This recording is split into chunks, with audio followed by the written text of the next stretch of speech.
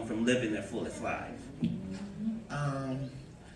I just want to say that, yes, thank you for that. And like, what's so funny is that these are the conversations we have to have amongst each other as Black trans women. Like, there aren't so many few people that get to sit in on these conversations or even have to care about them because they aren't affected by them. So of course, you know, sitting in a group of trans women having these conversations, and there have been times where, you know, it has been in public spaces, and, you know, cis people get up and leave, you know what I'm saying? Because it's like, oh, like you said, like, oh, I'm not violent towards trans people, or this doesn't really affect me in any type of ways. And it's like, well, no. And there's always room to grow, you know what I'm saying? There's always room to educate yourself, you know what I'm saying? Which equals growth, you know what I'm saying? I just sat on a panel downstairs with 5 phenomenal women and talked about, you know, being trans, and not even talked about being trans. I talked about feminism and dismantling white supremacy and patriarchy and things like that. But when I got off the stage, one of the staff members at the Apollo came up to me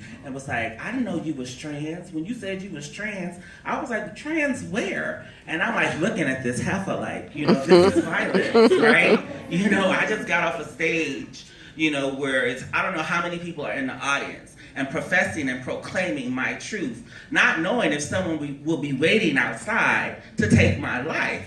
And the best thing that you can say to me is to further invalidate my existence by saying, you know what trans looks like.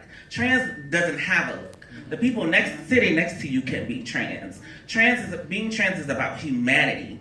And this woman literally tried to strip my humanity away by telling me that I was conforming to what she thought cisgender women look like.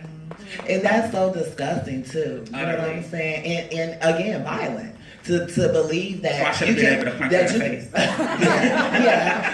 to think that you have to hold a certain type of identity to be accepted in society, right? Like I also have been moving away from that. You know what I'm saying? Because one, again, not all trans people have access to health care, so everybody can't get hormones, everybody can't get surgeries, everybody can't have that look, or want it. Exactly. You know what I'm saying? And like, as Black people in the room, like, we have to come to, at some point, to some acknowledgement about the ways in which we have inherited this through white supremacy. Talk about it. You know what I'm saying? The ways in which, you know, during slavery times, where men were told to do one thing by the slave owner and women were told to do another thing, and a book was written about it, and on how to keep these identities separated and how to keep, you know, this lineage in this cycle moving forward, which it has, right? So there was never any room for these other identities, which have always been a part of humanity and have always been a part of our history, right?